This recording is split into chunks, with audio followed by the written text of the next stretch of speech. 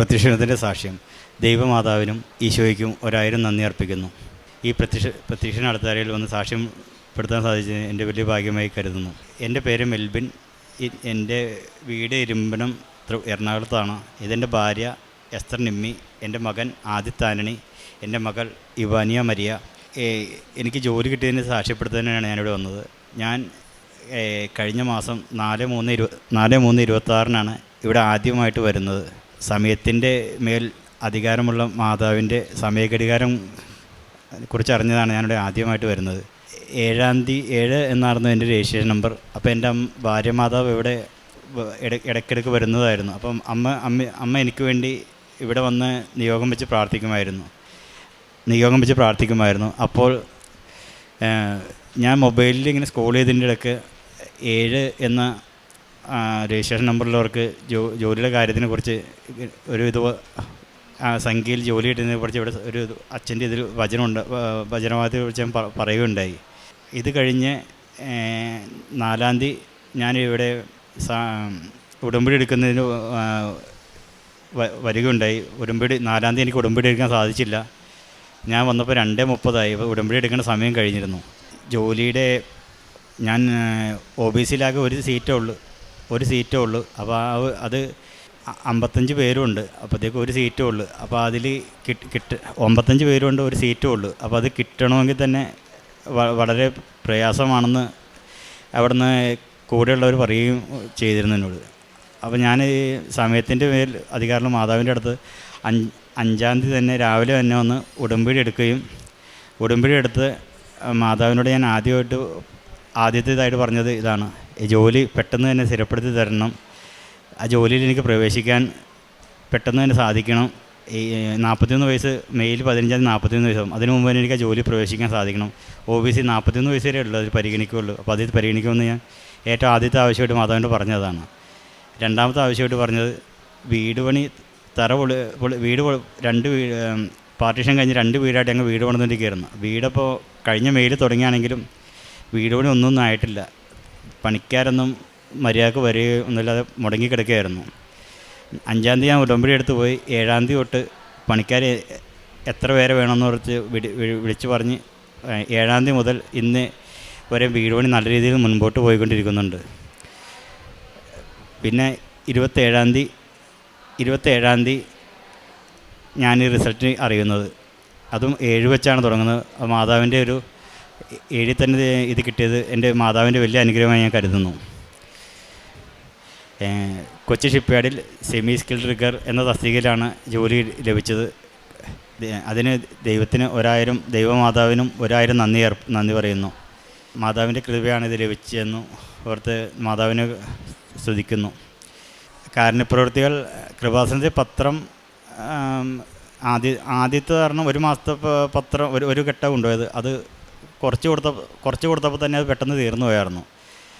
അപ്പോൾ പിന്നെ ഭാര്യ ഉണ്ണിയപ്പം ഉണ്ടാക്കി പാക്ക് ചെയ്ത് തരും. അപ്പോൾ വികലാംഗര കടകളിലും പിന്നെ ഇവിടുന്ന് മലയാറ്റൂർ നടന്നു പോകണവർക്കൊക്കെ ഉണ്ണിയപ്പം പാക്കറ്റ് അങ്ങ് കൊടുക്കുമായിരുന്നു. വിശുദ്ധ കുർബാനയിൽ ആഴ്ചയിൽ 5 ദിവസമെങ്കിലും വിശുദ്ധ കുർബാനയിൽ പങ്കെടുക്കാറുണ്ട്.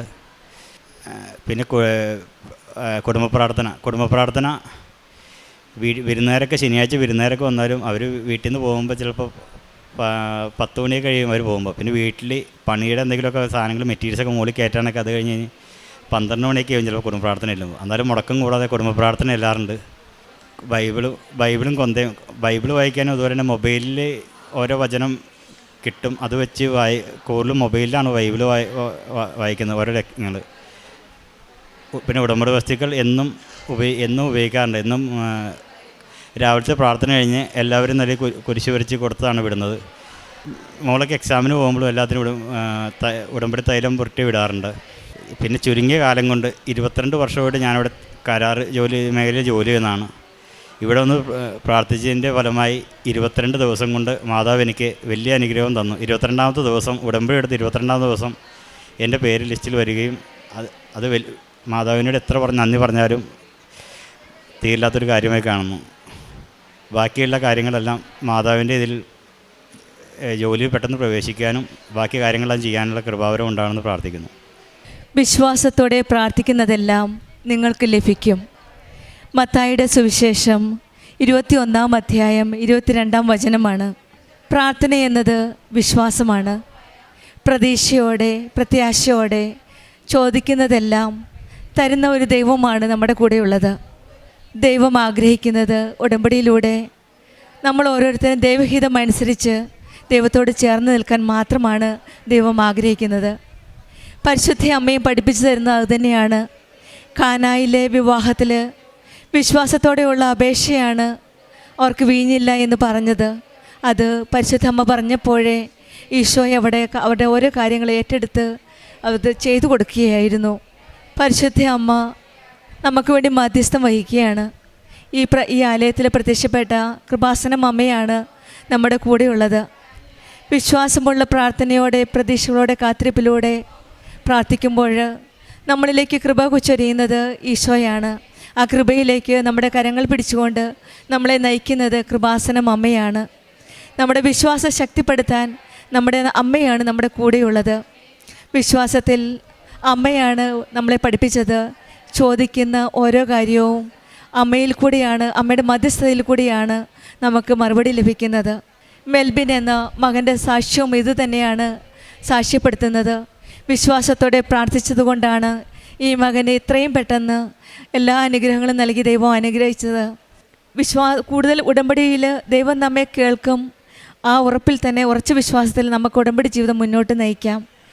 മെൽബിനും കുടുംബത്തിനും ലഭിച്ച എല്ലാ അനുഗ്രഹങ്ങൾക്കും നമ്മൾക്കും വിശ്വസിക്കാം. കർത്താവിലെ വിശ്വാസം അർപ്പിക്കുക, അവിടെ നിന്നെല്ലാം നോക്കിക്കൊള്ളുമെന്ന സങ്കീർത്തനം 37:5 വചനം പറയുന്നത് നമ്മുടെ ജീവിതത്തിലും എല്ലാം ഈശോയ്ക്കും അമ്മയ്ക്കും വിട്ടുകൊടുക്കുക. പ്രാർത്ഥിക്കുകയും യാചിക്കുകയും ചെയ്യുന്ന എന്ത് ലഭിക്കുമെന്ന് നമുക്കും വിശ്വസിക്കാം.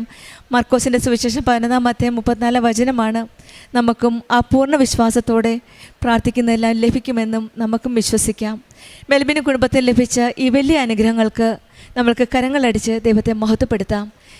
യേശുവേ നന്ദി, യേശുവേ സ്തുതി, ആവേ മരിയ. അത്യപൂർവ ദൈവാനുഭവങ്ങൾ ഇനി നിങ്ങൾക്കും സ്വന്തം. ഈ യൂട്യൂബ് ചാനൽ ഇതുവരെ സബ്സ്ക്രൈബ് ചെയ്തിട്ടില്ലെങ്കിൽ ഇപ്പോൾ തന്നെ സബ്സ്ക്രൈബ് ചെയ്യുക. ഈ വീഡിയോ ഇപ്പോൾ തന്നെ നിങ്ങളുടെ സുഹൃത്തുക്കൾക്ക് ഷെയർ ചെയ്തുകൊണ്ട് കർത്താവിൻ്റെ പ്രേക്ഷിതരാകുക.